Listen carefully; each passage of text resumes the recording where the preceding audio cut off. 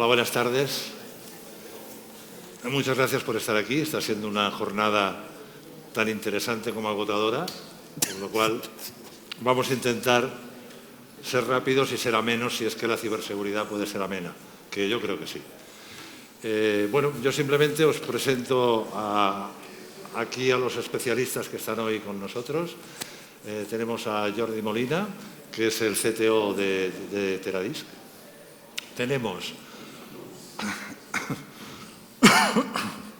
Tenemos a Alan Vázquez, que es especialista, Area Manager en Ribu. Y tenemos a Óscar Recio, que es Lead Architect de Interactive 4. Ellos son especialistas en diferentes aspectos de la ciberseguridad, que todos convergen finalmente, y seguro que nos van a aportar un montón de visiones y de detalles sobre el momento de los riesgos de la ciberseguridad en nuestras operaciones día a día. Simplemente recordar que el problema, la ciberseguridad viene a intentar paliar los problemas que sufrimos cuando nos atacan de una u otra forma, que inciden en lo que es nuestra operación del día a día, inciden en lo que es nuestra economía de una forma muy importante e inciden en lo que es nuestro prestigio delante del mercado, que es algo todavía más valioso, ¿no?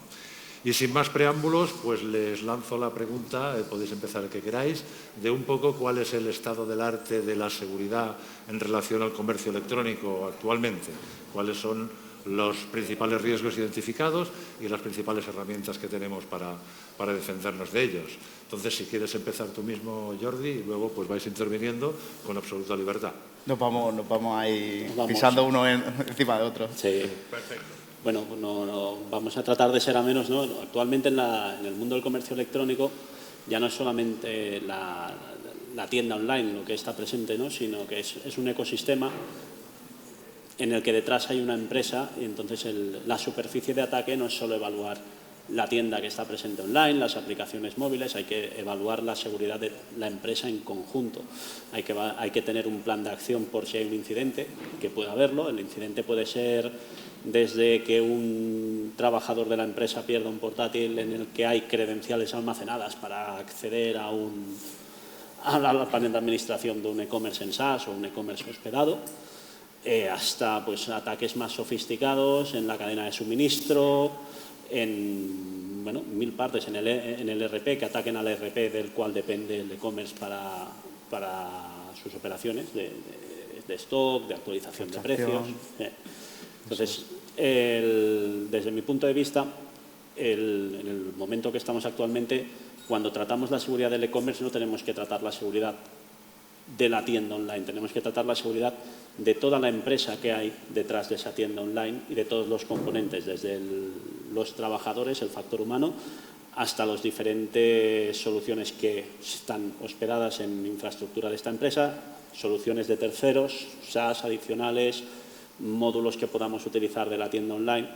Es mucho más complejo en 2024 evaluar la seguridad de un comercio electrónico de lo que lo era, por decirlo así, en 2014, hace 10 años. Ha evolucionado muchísimo, tanto lo que son las plataformas de comercio electrónico, lo que acabamos de ver de Reskit es una pasada, ¿no? Es decir, son soluciones que hace clic y eso parece ciencia. Sin quitarle mérito a Reskit, que el chiste ha sido buenísimo. Realmente la evaluación de la seguridad ahora es mucho más compleja, la superficie de ataque es más variable y hay que tener en cuenta muchos más factores que pueden resultar en compromiso a la disponibilidad, a la integridad o a la confidencialidad de los datos. Al final. Yo, para mí, el estado actual del arte, solo existen dos tipos de clientes. El primero, el que no ha sido hackeado, y el segundo, el que va a ser hackeado. Estamos de acuerdo, ¿no? Por lo tanto, tenemos que cuidar todos los vectores de ataque, como decía Jordi, todas las superficies de ataque, ya no solo a través del e-commerce, sino otras plataformas, porque siempre el expuesto es el e-commerce, pero seguramente hay muchas partes en las que podemos acceder. Bueno, pues lo comentabas, ¿no? Hemos perdido un ordenador que tenía acceso al administrador, a partir de ahí empezamos a escalar, escalación de privilegios, etcétera, etcétera, y podemos entrar por múltiples partes dentro de un e-commerce o de otras partes dentro de la cadena de servicio o suministro que podemos tener dentro de un e-commerce. Entonces, por lo tanto, para mí es claro, tenemos los que no han sido hackeados y los que van a ser hackeados. Por lo tanto, lo único que podemos hacer con la segunda parte es que tengamos cuidado. Ya no solo en la parte de la aplicación, con diferentes tipos de metodologías a través de desarrollo defensivo, etcétera, etcétera, cuidado, ya muchos frameworks, ya no estamos en 2009, 2008 con el tema de los XS scripting, etcétera, etcétera, pero existe un abanico muy amplio de cómo pueden atacarte y de la manera que pueden atacarte, ¿no? Yo, una cosa que creo que coincidiremos es que no creo que ninguno tengamos recursos ilimitados. El presupuesto ilimitado creo que no es habitual, yo no lo encuentro. Entonces, sí que es cierto, además coincido totalmente con vosotros en entender un poco en el entorno que nos movemos para proteger, hay que también priorizar. Al final uno tiene que saber, nos sorprenderíamos muchos de los que estamos aquí, que muchas empresas no tienen muy claro todo lo que tienen expuesto a Internet, cosas pues, legacy o que están ahí y que nadie sabe, entonces es importante entender dónde te mueves, qué recursos tienes expuestos y priorizar en función de los recursos que nos van a dar, porque como decimos ilimitados no creo que sea el caso, entonces hay que priorizar muy bien qué queremos hacer o qué queremos conseguir con los recursos que tenemos y con quién vamos a hacerlo. Otra cosa súper importante, porque al final no se puede saber de todo.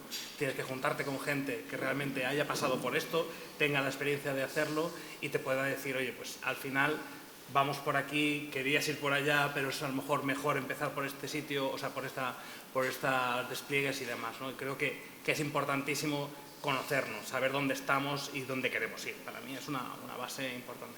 Y por desgracia no está ocurriendo eso. Lo que está ocurriendo es que los malotes nos llevan un poco de ventaja en todo, en recursos y en ganas y en intención también. Sí, por supuesto. Sí, suele ser una asignatura pendiente en muchas organizaciones.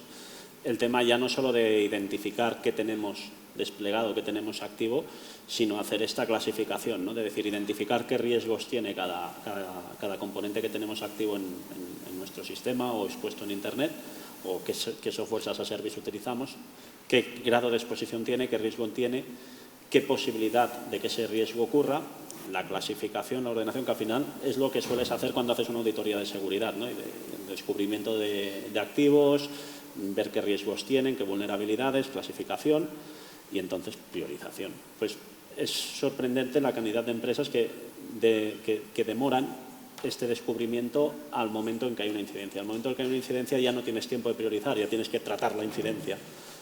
Y para ello también tienes que tener un plan para tratar la incidencia, que eso con la NIS2 va a ser muy importante, porque la NIS2 lo que te dice no es una norma técnica, la NIS2 es una norma, digamos, burocrática, que lo que te dice es que tienes que tener un sistema de respuesta ante amenazas y ante incidentes de seguridad y que tienes que reportarlo a un organismo supervisor. Entonces, eso va a obligar a muchas empresas a ponerse las pilas, con las multas de las que se hablan son considerables.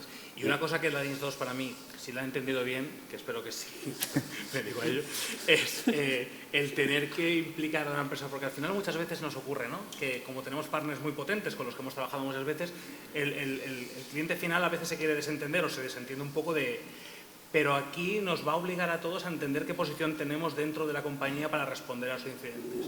Y a mí me parece, estamos haciendo mucho trabajo con esto, y lo sabéis vosotros, y me parece muy interesante que cuando le dices a una empresa, vamos a identificar en tu empresa quién va a abrir la puerta en caso de incendio, te diga, pero somos nosotros los que tenemos que abrir la puerta. Sí, tienes que participar de todo esto, hay que ordenar un poco, ya no solo lo que decíamos de los recursos, de las infraestructuras, hay que ordenar también quién es quién dentro de la compañía o quién debería ser quién dentro de cada compañía. Sí, de hecho a mí me gustaría lanzar una reflexión y es que muchas veces nos encontramos ante noticias, etcétera, ha habido un ataque en cierta plataforma de X, etcétera, etcétera. Muchas veces nos preguntamos, oye, ¿y por qué no se lo han hecho mirar? ¿Qué ha pasado ahí? Etcétera, etcétera. Pero muchas veces les preguntas, y aquí voy a apuntar un poco al cliente, que quizá va en contra mía, pero bueno, estoy aquí a las 6:30 de la tarde, no creo que quede mucho, pero no, es broma. Lo que quiero decir es que muchas veces vemos paja en el ojo ajeno sin vernos nosotros mismos lo que estamos haciendo a nivel de seguridad. O sea, nosotros muchas veces planteamos de cara al cliente parches de seguridad y ya no solo estoy hablando de plataformas que sean on-premise o que estén en un cloud público o en un cloud privado. Estamos hablando también de plataformas SaaS donde tienes una aplicación que tienes desplegada para que se conecte a esa API, que tiene unos permisos que no están auditados, etcétera, etcétera. Que no estamos hablando solo de una parte. Entonces, muchas veces les preguntas, oye, tenemos que aplicar estos parches de seguridad. ¿Quieres aplicarlos? ¿De qué manera? Esto te va a costar X, porque, señores, hay muchas cosas que pueden ser gratis, pero el trabajo no es gratis. Entonces, se tiene que cobrar por ello. Muchas veces los clientes te dicen, no, pero es que esto no corre prioridad. Prefiero que el programa de loyalty vaya antes que esto. Vale, perfecto. Toma tu loyalty, pero toma, cuando te vengan y te ataquen y tengamos un problema y tengamos que darle respuesta a ese ataque, vamos a tener muchísimos problemas. Entonces, yo la reflexión que os lanzo es cuánto vale que te ataquen los datos, no solo a ti, sino a tus clientes. Sí, es que además el tema está en que bueno, nosotros como proveedores de servicio hemos tenido que dar asistencia a muchas empresas que han tenido incidentes de seguridad y en algunos han habido filtración de datos, han habido robos de bases de datos. Al final, de lo que das cuenta en las agencias de protección es de cuántas personas se te ha colado el dato. Y si no has tomado medidas para evitar que eso pasase de forma adecuada, las multas van en base a ese número, en base a la cantidad de gente que se ha visto vulnerada su privacidad, que han sido una serie de datos, correos electrónicos, teléfonos, que han sido publicados o robados. Es importante tener en cuenta que todas las normativas que están saliendo, ¿no?, de RGPD, la NIS 2, todo esto, va orientado a proteger al cliente final. Entonces, ya no es tanto el protegerte por la multa, es que estás protegiendo, como decía Ángela al principio, ¿no?, tu reputación y la privacidad de tus clientes. Y es algo que cuesta dinero, pero que tenemos que empezar a pensar, ¿no? Nosotros, cuando hablamos de proyectos de seguridad, yo hablo de una estrategia que se llama el shift left, ¿no?, que es el ciclo de vida del software va de izquierda a derecha, ¿no? Es una progresión que va de izquierda a derecha. Pues poner la seguridad lo más a la izquierda posible, desde el principio de todo, para tenerla en cuenta como una fase más, o sea, una parte más del proyecto. No intentar añadirla una vez el proyecto está todo en marcha, porque entonces ya el coste ya lo tienes asumido de la seguridad. Sabes que tiene un coste, pero ya está incluido. Cuando lo tienes todo en marcha, añadir el coste de la seguridad siempre cuesta, siempre es una discusión con la gente de finanzas, una discusión con el CEO, tienes que conseguir convencer a todo el board de que se involucre y es más complejo. Pero ¿sabes cuándo ese board te dice, venga, vamos adelante? Cuando ya tienen esa filtración. Correcto.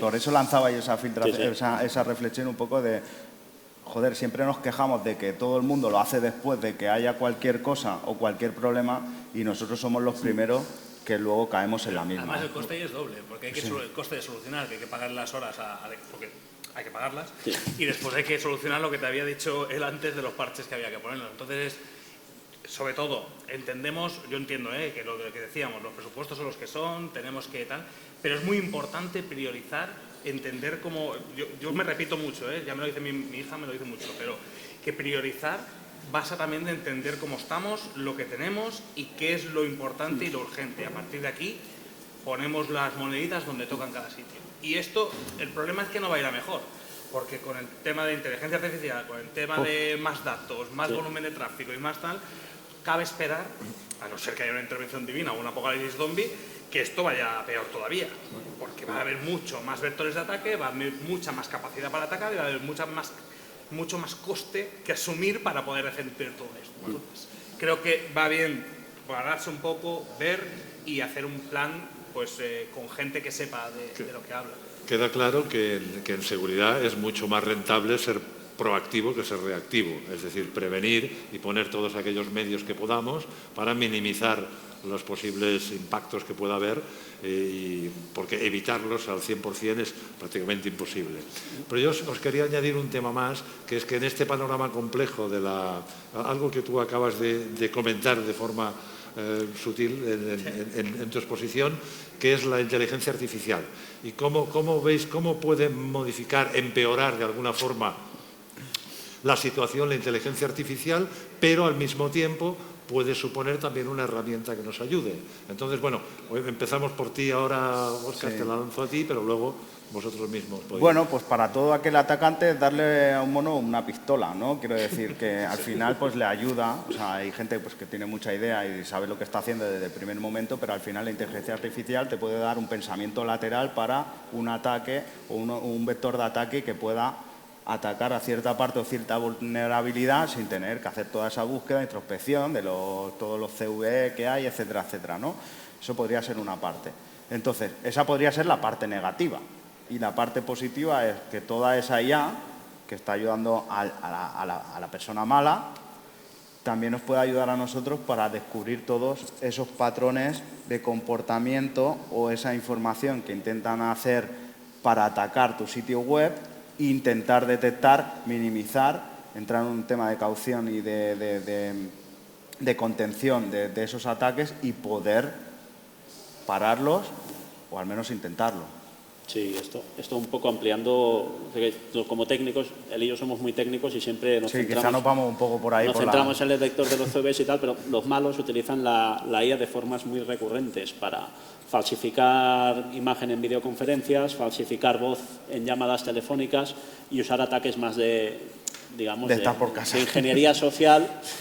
Que es precisamente son los ataques que más daño generan.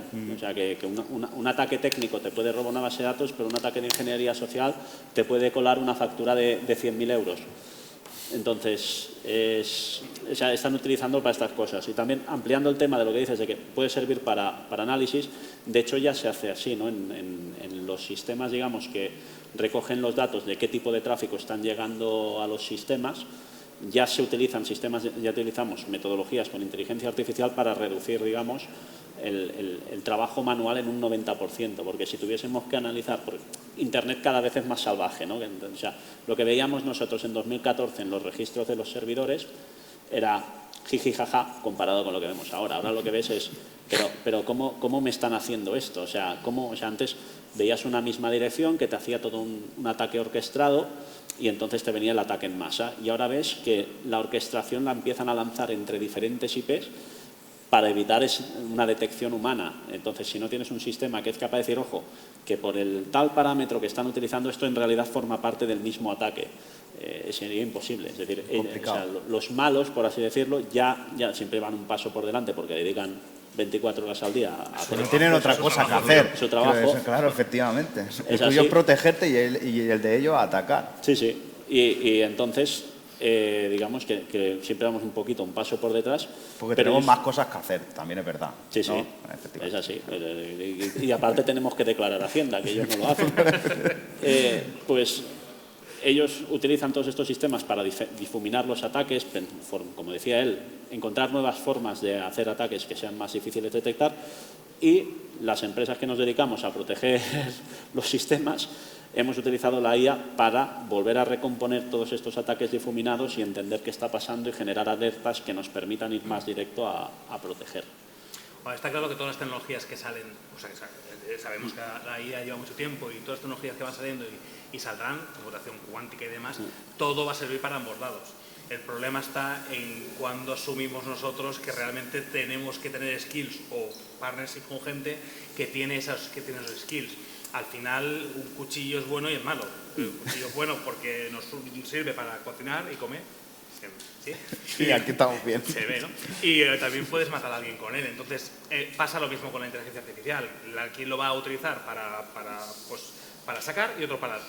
Entonces, tenemos que utilizar los recursos que tenemos para que nos ayude, pues gente que sabe de esto, a priorizar en qué herramientas gastar la inteligencia artificial. Porque, bueno, no hace falta generador de texto. A lo mejor lo que tú dices, tener un SOAR que tenga esa inteligencia artificial que nos permita automatizar en un 90-95% las respuestas, pues quita que digamos que invertir en 120.000 personas mirando código cada vez que ocurre, ¿no? Entonces, todo esto hay que pararse, verlo y tener un acompañamiento pues que sepa lo que hace.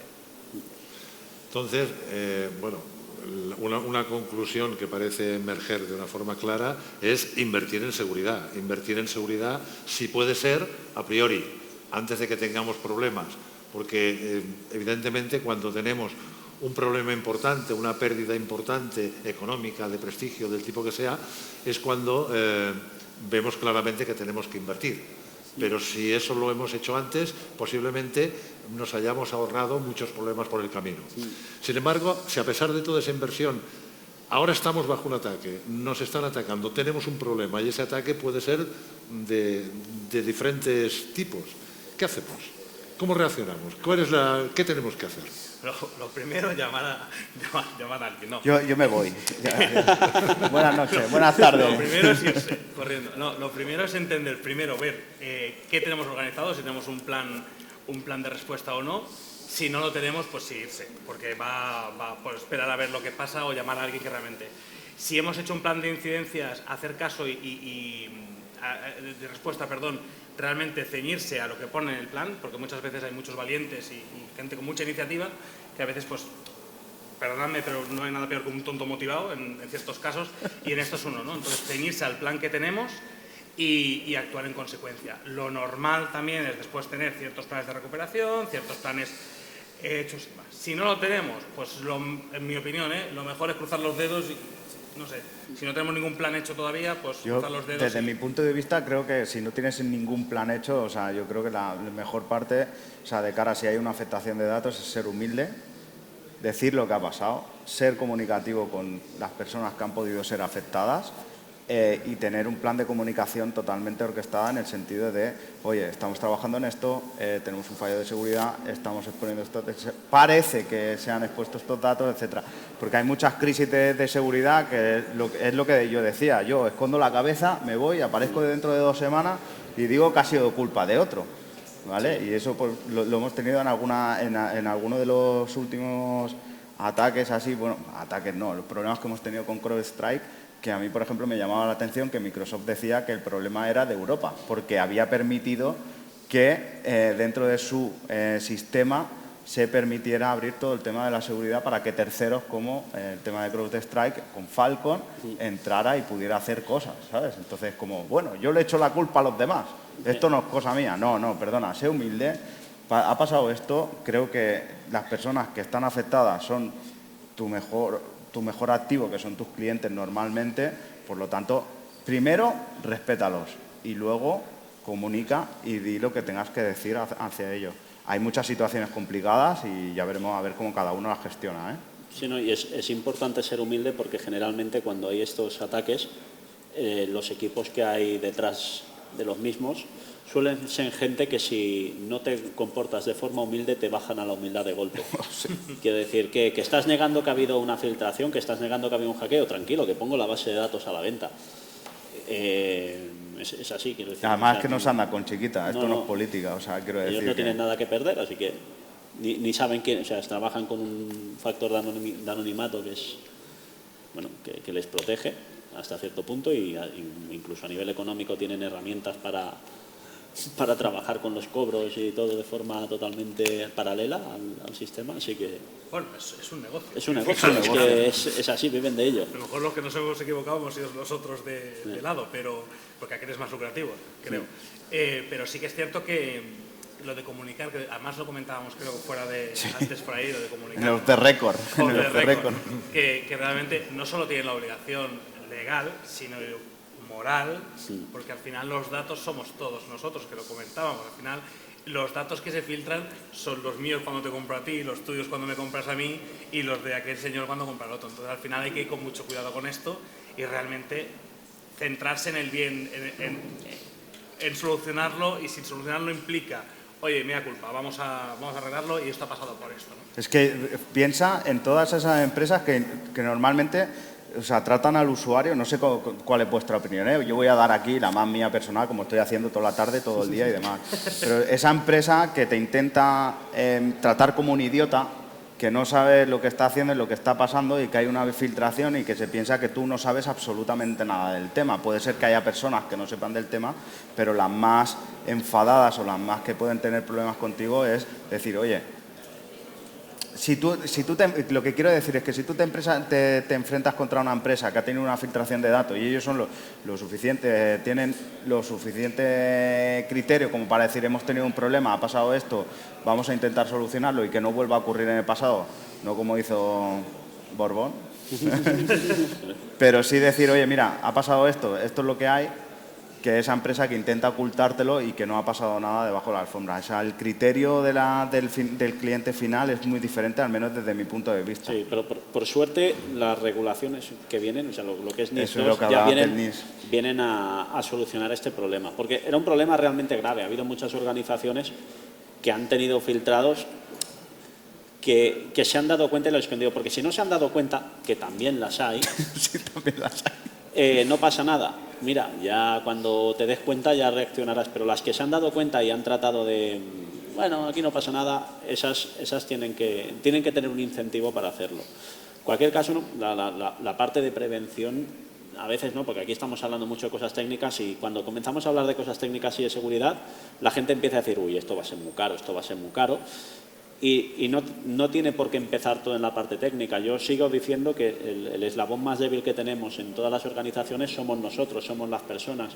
Y hay procesos de concienciación, hay sistemas y servicios para concienciar a la gente de que necesitan tener un conocimiento de cómo responder ante ciertas amenazas o ciertas situaciones que aparentemente son inofensivas, que ayudan a resolver gran parte de los riesgos que hay de ciberseguridad hoy en día, porque de nuevo sí que hay ataques tecnológicos para robar datos, para denegar servicio, para interceptar datos de tarjetas de crédito, pero de nuevo lo que nos encontramos nosotros en nuestros clientes, los ataques más fuertes, los que les hacen perder más dinero de inmediato, son los de ingeniería social. Y nos hemos encontrado cosas muy sencillas, como una simple factura falsificada de un proveedor suyo, que simplemente han hecho la falsificación del PDF y han cambiado el número de cuenta, hasta ataques muy elaborados en el que habían colado malware en el equipo de la persona de finanzas que se colaba en el Outlook y modificaba el PDF on the fly. O sea, entonces, Muy dirigidos. Sí, eso eran muy dirigidos, pero estas cosas lo que vengo a decir es que todo esto con formaciones, explicándolo y Y sobre todo el recordatorio, porque muchas veces recibimos esa típica charla de seguridad que nos dan en el onboarding y que hasta dentro de 5 años nadie se revisa y que te dicen, sí, están los protocolos, pero no cuesta nada tener una charla cada medio año, a lo mejor cada menos, depende de la criticidad de esto, de decir, oye, acordaros que vuestro jefe se llama Juan, no se llama John, que no llama desde la India, que está aquí en Barcelona. ¿No? Dentro de Teradis tenemos un proceso, o sea, cada mes tenemos 15 minutos de formación dedicada de ciberseguridad y esta formación es de temas muy sencillos, es decir, la mayoría de técnicos cuando lo ven se ríen, pero sí que es cierto que lo que hace es mantener constante el nivel de alerta. Esa formación no solo la hacemos los técnicos, los hace la gente de administración, los comerciales, todo el mundo. Entonces, siempre tenemos ese estado de alerta. Y cuidado, cuando aparece un nuevo formato de ataque, está claro. A nosotros nos han llegado a falsificar el teléfono del CEO y enviar un WhatsApp a la gente de administración, no sabemos cómo consiguieron los datos, decir, oye, que hay que pagar una factura nueva de este proveedor urgentemente. Es decir, se está avanzando el tema. El tema se nos ha ido el tiempo porque ya se nos va yendo desde hace ya un rato, entonces me veo obligado a ir a unas conclusiones muy rápidas para poder acabar este acto. Entonces os pediría una breve conclusión a cada uno de qué idea creéis que deberíamos llevarnos sobre la ciberseguridad y sobre nuestra actitud ante la ciberseguridad. Entonces, si quieres, empezamos por ti, Alan. Yo tengo un consejo muy bueno que estoy llevando a cabo últimamente, es buscad algún informe con muchos colorcitos sobre vuestra empresa, tipo una campaña de phishing y tal, y los que tengáis que presentarlo al CFO o al CEO, que tengan muchos colores rojos, y eso os ayudará un montón, te lo digo porque lo he vivido, os ayudará un montón a decir, ¿ves? Es que estamos un poquito fastidiados, habría que invertir un poquito más. Yo creo que los informes con colorcitos, y viene de un daltónico, eso va muy bien. ¿Una conclusión breve? Dale, Jordi. Yo simplemente que no haya miedo a analizar qué superficie de ataque tenemos y a qué vulnerabilidades estamos expuestos, ni tampoco haya miedo a hacer una campaña de concienciación a nivel de empresa, que son actividades muy sencillas de hacer, que no son costosas y que reducen el riesgo de una forma espectacular. Óscar. Yo, para mí, más vale una campaña de marketing bien ejecutada que salga en los periódicos porque has filtrado el 80% de tu base de datos, que te suelta mucha más pasta que cualquier otra cosa. Así que protegeros. Vale, pues, Protégete. agradeceros gracias. a los tres este rato y compartir vuestros conocimientos con nosotros, y agradeceros a todos en general pues la asistencia a esta jornada en general. ¿Vale? Muchas gracias. Muchas gracias. Gracias.